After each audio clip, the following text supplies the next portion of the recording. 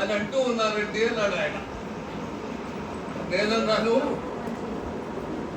కులం అనేది ఈ మధ్యకాలంలో వచ్చిందే తప్ప నేను అందులోకి వెళ్తే అది ఎక్కడికో వెళ్తాను. అది ఈ మధ్యలో వచ్చింది. పైగా నాకు అర్థం కాని విషయం ఏంటంటే, ఈ బ్రాహ్మణంతా పురాణాలు చెప్పడానికి బయలుదేరుతారు.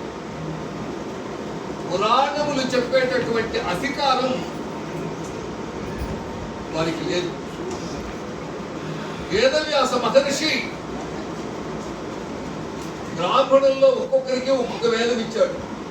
ఒక్కొక్క వేదం. వారంతా వేదాన్ని చదివి లోకాన్ని మొత్తం అంతా కూడా వేదమయం చేయాలి అనే ఉద్దేశంతో వారందరికీ వేదములు ఇచ్చారు. కానీ రోమహర్షిని అనే సూతుడిని పిలిచి, ఒరేను పురాణాలు చెప్పరా అన్నాడు.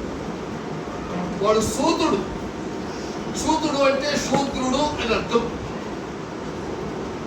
ఒకసారి ఆయన బ్రహ్మస్థానంలో కూర్చుని పురాణం చెప్తున్నాడు. శౌనకాది మహర్షులంతా ఉన్నారు. అక్కడికి వచ్చాడు బలరాం. అందరూ లేచి నమస్కారం చేశారు. కానీ ఈయన లేవ.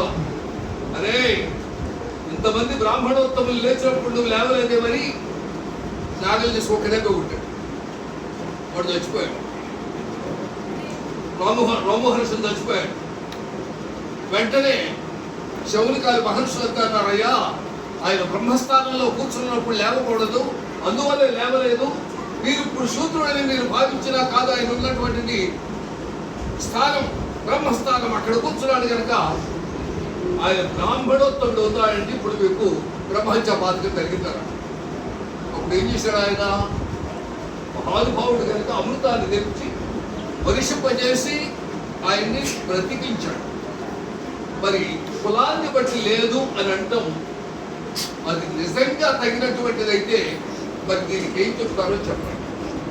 రోమహర్షని అనేటటువంటి ఆయనకి పురాణాలు చెప్పుకోమనిస్తే ఆయన కొడుకు రోమహర్షని ఆయన సూతులే వరుసలో చెప్పుకుంటా వచ్చారు.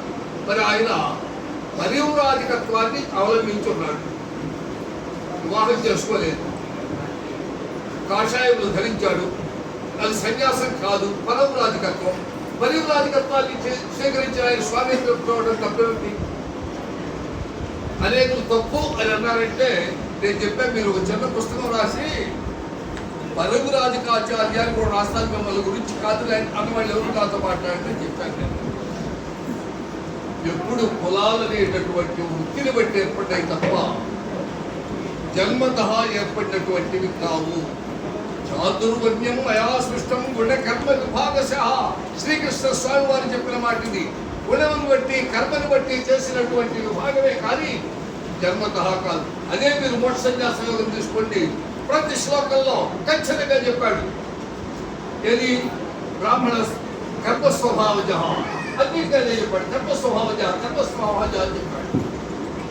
మరి ఆయన బలదురాది కూడా అని ఆయన స్వామిని పెట్టుకుంటే తప్పే ఉంటుంది. నాకు అర్థం కాదు. ఎందుకు అనాలి?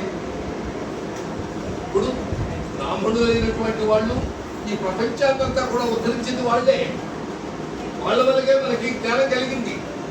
దాన్ని ఎప్పుడు ఎవరు కాదన్నారు. కానీ మిగిలిన వాళ్ళు చదివినప్పుడు వాళ్ళు తిరస్కరించడం అనేటటువంటిది అది సరి అయినటువంటి కర్మం కాదు. అందువల్ల ఇప్పుడు ఆయన నేను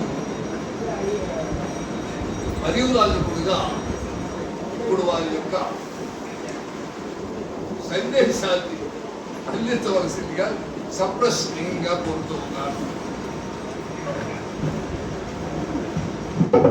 ఆఫ్ చేసి